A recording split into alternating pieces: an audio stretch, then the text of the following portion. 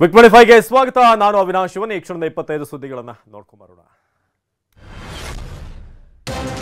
ಎತ್ತಿನಹೊಳೆ ಯೋಜನೆ ಮೊದಲ ಹಂತಕ್ಕೆ ಹಾಸನದಲ್ಲಿ ಸಿಎಂ ಸಿದ್ದರಾಮಯ್ಯ ಚಾಲನೆ ನೀಡಿದ್ದಾರೆ. ದೊಡ್ಡನಗರದ ವಿತರಣಾ ತೊಟ್ಟಿ 3ರಲ್ಲಿ ಪಂಪ್ ಹೌಸ್ ವಾರದಲ್ಲಿ ಟೇಪ್ ಕತ್ತರಿಸಿ ಸಿಎಂ ಉದ್ಘಾಟನೆ ಮಾಡಿದರು. ಈ ಯೋಜನೆಯಿಂದ ವಾಣಿ ವಿಲಾಸ ಸಾಗರಕ್ಕೆ 5 ಟಿಎಂಸಿ ನೀರು ಹರಿಯಲಿದೆ. ಅಧಿಕಾರಿಗಳಿಗೆ ಸರ್ ಎಂದು ಸಂಬೋಧಿಸಿದ ಸಚಿವರ ಮೇಲೆ ಕ್ಯಾಬಿನೆಟ್ ಸಭೆಯಲ್ಲಿ ಸಿಎಂ ಗರಂ ಆಗಿದ್ದಾರೆ. ಸಾಂವಿಧಾನಿಕವಾಗಿ ನೀವು ಇಲಾಖೆಯ ನಾಯಕರು, ಇಲಾಖೆಯ ಇನ್ನೋರ್ವ ಅಧಿಕಾರಿಗೆ ಸರ್ ಅಂದ್ರೆ ಹೇಗೆ ಅಂತ ಪ್ರಶ್ನೆ ಮಾಡಿದ್ದಾರೆ.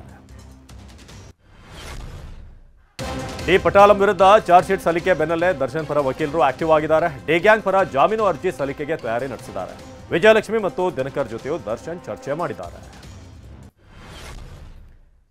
ಕಬ್ಬನ್ ಪಾರ್ಕ್ನಲ್ಲಿ ಯುವತಿ ಜೊತೆ ವ್ಯಕ್ತಿಯೊಬ್ಬ ಅಸಭ್ಯವಾಗಿ ವರ್ತಿಸಿದ್ದಾನೆ. ಸೆಂಟ್ರಲ್ ಲೈಬ್ರರಿ ಮುಂದೆ ನಿಂತಿದ್ದಾಗ ವ್ಯಕ್ತಿ ಅಸಭ್ಯವಾಗಿ ವರ್ತಿಸಿದ್ದಾನೆ. ಖಾಸಗಿ ಅಂಗ ತೋರಿಸಿ ಬಟ್ಟೆ ಹಿಡಿದು ಎಳೆಯಲು ಪ್ರಯತ್ನ ಪಟ್ಟಿದ್ದಾನೆ. 57 ವರ್ಷದ ಫಯಾಜ್ ಪಾಷಾನನ್ನ ಅರೆಸ್ಟ್ ಮಾಡಲಾಗಿದೆ. ಕಪ್ಪಗಲ್ ಬಳಿ ಅಪಘಾತದಲ್ಲಿ 2 ಮಕ್ಕಳು ಸಾವು ಪ್ರಕರಣಕ್ಕೆ ಸಂಬಂಧಪಟ್ಟ ಹಾಗೆ ರಸ್ತೆ ಗುಂಡಿಯೇ ಕಾರಣ ಅನ್ನೋದು ಬೆಳಕಿಗೆ ಬಂದಿದೆ. ಗುಂಡಿ ತಪ್ಪಿಸಲು ಹೋಗಿ ಶಾಲಾ ಬಸ್ಗೆ ಸಾರಿಗೆ ಬಸ್ ಡಿಕ್ಕಿ ಹೊಡೆದಿದೆ ಎಂಬುದು ತನಿಖೆ ವೇಳೆ ಗೊತ್ತಾಗಿದೆ.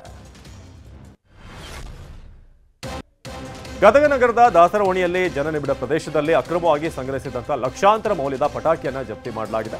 ರಾಮಚಂದ್ರ ಸಿದ್ಲಿಂಗ್ ಎನ್ನುವವರಿಗೆ ಸೇರಿದಂಥ ಮನೆಯಲ್ಲಿ ಪಟಾಕಿ ಸಂಗ್ರಹಿಸಲಾಗಿತ್ತು. ಕೊಪ್ಪಳ ಜಿಲ್ಲೆಯ ಕುಕನೂರು ತಾಲೂಕಿನ ಹಿರೇಬಿಡನಾಳದಲ್ಲಿ ಶರಣಬಸವೇಶ್ವರ ದೇವಸ್ಥಾನ ನಿರ್ಮಾಣಕ್ಕೆ ಮಹಿಳೆಯರು ತಮಗೆ ಪ್ರತಿ ತಿಂಗಳು ಬರುವಂತಹ ಗೃಹಲಕ್ಷ್ಮಿ ಯೋಜನೆ ಹಣವನ್ನು ನೀಡಿದ್ದಾರೆ. ಹಿಜಾಪರ ಹೋರಾಟಗಾರರ ಒತ್ತಡಕ್ಕೆ ಮಣಿದು ಪ್ರಾಂಶುಪಾಲ ರಾಮಕೃಷ್ಣ ಬಿಜೆ ಅವರಿಗೆ ಘೋಷಿಸಲಾಗಿದ್ದಂಥ ಉತ್ತಮ ಶಿಕ್ಷಕ ಪ್ರಶಸ್ತಿಗೆ ಸರ್ಕಾರ ತಡೆ ಹಿಡಿದಿದೆ. ಸರ್ಕಾರದ ಕ್ರಮಕ್ಕೆ ಸ್ಥಳೀಯರು ವಿರೋಧ ವ್ಯಕ್ತಪಡಿಸಿದ್ದಾರೆ. ನಿರ್ದೇಶಕ ಯೋಗರಾಜ್ ಭಟ್ ವಿರುದ್ಧ ಎಫ್ಐಆರ್ ದಾಖಲಾಗಿದೆ. ಯೋಗರಾಜ್ ಭಟ್ ನಿರ್ದೇಶನದ ಮನದ ಕಡಲು ಚಿತ್ರದ ಶೂಟಿಂಗ್ನಲ್ಲಿ 30 ಅಡಿ ಮೇಲಿಂದ ಬಿದ್ದು ಲೈಟ್ ಬಾಯ್ ಮೋಹನ್ ಸಾವನ್ನಪ್ಪಿದ್ದ. ಈ ಹಿನ್ನೆಲೆ ಎಫ್ಐಆರ್ ದಾಖಲಾಗಿದೆ. ಉತ್ತರ ಕನ್ನಡ ಜಿಲ್ಲೆ ಕಾರವಾರ ನಗರದ ಐತಿಹಾಸಿಕ ಕಾಫ್ರಿ ದೇವಸ್ಥಾನದಲ್ಲಿ ಹುಂಡಿ ಹೊಡೆದು ಕಳ್ಳತನ ಮಾಡಿದ್ದಾರೆ. 2 ಹುಂಡಿಗಳನ್ನು ಹೊಡೆದು ನಗರ ನಾಣ್ಯ ಲೂಟಿ ಮಾಡಿದ್ದಾರೆ. ಸ್ಥಳಕ್ಕೆ ಕಾರವಾರ ನಗರ ಠಾಣೆ ಪೊಲೀಸರು ಶ್ವಾನದಳ ಸಿಬ್ಬಂದಿ ಆಗಮಿಸಿ ಪರಿಶೀಲನೆ ನಡೆಸಿದರು. ಕಾರವಾರ ನಗರ ಠಾಣೆಯಲ್ಲಿ ಪ್ರಕರಣ ದಾಖಲಾಗಿದೆ. ಗೌರಿ ಗಣೇಶ ಹಬ್ಬದ ಹಿನ್ನೆಲೆಯಲ್ಲಿ ಮಾಂಸ ಮಾರಾಟ ನಿಷೇಧಿಸಿ ಬಿಬಿಎಂಪಿ ಆದೇಶ ನೀಡಿದೆ. ಬೆಂಗಳೂರಿನಲ್ಲಿ ಸೆಪ್ಟೆಂಬರ್ 7ರಂದು ಮಾಂಸ ಮಾರಾಟ ನಿಷೇಧ ಮಾಡಲಾಗಿದ್ದು, ಬಿಬಿಎಂಪಿ ವ್ಯಾಪ್ತಿಯ ಕಸಾಯಿಖಾನೆಗಳನ್ನು ತೆರೆಯದಂತೆ ಬಿಬಿಎಂಪಿ ಪಶುಪಾಲನಾ ವಿಭಾಗ ಆದೇಶ ನೀಡಿದೆ. ಇಂದು ಮತ್ತು ನಾಳೆ ಗೌರಿ ಗಣೇಶ ಹಬ್ಬದ ಹಿನ್ನೆಲೆಯಲ್ಲಿ ಬೆಂಗಳೂರಿನ ಕೆಆರ್ ಮಾರ್ಕೆಟ್ ಫುಲ್ ರಶ್ ಆಗಿದೆ. ಬೆಳಗ್ಗೆ 4 ಗಂಟೆಯಿಂದಲೇ ಹೂ, ಹಣ್ಣು, ಪೂಜೆ ಸಾಮಗ್ರಿಗಳನ್ನು ಖರೀದಿ ಮಾಡೋಕೆ ಜನ ಮುಗಿಬಿದ್ದಿದ್ರು. ಭಾರೀ ಟ್ರಾಫಿಕ್ ಜಾಮ್ ಉಂಟಾಗಿತ್ತು. ದೇಶದ ವಾಣಿಜ್ಯ ನಗರಿ ಮುಂಬೈನಲ್ಲಿ ಗಣೇಶ ಹಬ್ಬದ ಸಿದ್ಧತೆ ಜೋರಾಗಿದೆ. ಮುಂಬೈನ ಲಾಲ್ ಬಾಗ್ ಚಾ ರಾಜ ಭವ್ಯ ಗಣಪತಿ ಮೂರ್ತಿಯ ಫಸ್ಟ್ ಲುಕ್ ಅನಾವರಣಗೊಂಡಿದೆ.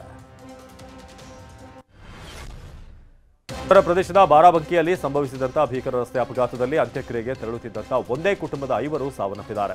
ಕಾರು 2 ವಾಹನಗಳಿಗೆ ಡಿಕ್ಕಿ ಹೊಡೆದಿದ್ದರಿಂದ ಆಕ್ಸಿಡೆಂಟ್ ಆಗಿದೆ.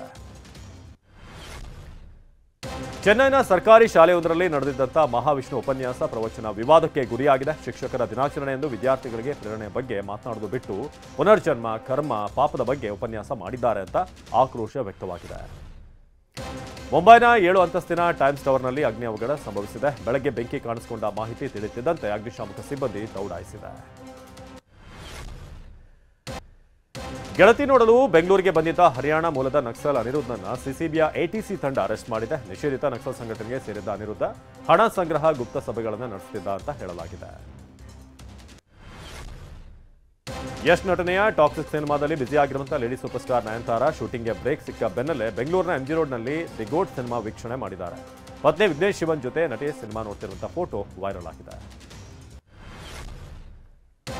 ಇನ್ಸ್ಟಾಗ್ರಾಮ್ ಸ್ಟಾರ್ ಯುನಿಸ್ ಜಾರೋನ್ ಅನ್ನ ಬೆಂಗಳೂರಿನ ಅಶೋಕ್ ನಗರ ಪೊಲೀಸರು ವಶಕ್ಕೆ ಪಡೆದಿದ್ದಾರೆ. ಬೆಂಗಳೂರಿನ ಎಂಜಿ ರಸ್ತೆಯಲ್ಲಿ ಯುನಿಸ್ ಬಂದಿದ್ದಂತಹ ವಿಷಯ ತಿಳಿದು ಜನರು ಗುಂಪು ಸೇರಿದ್ರು.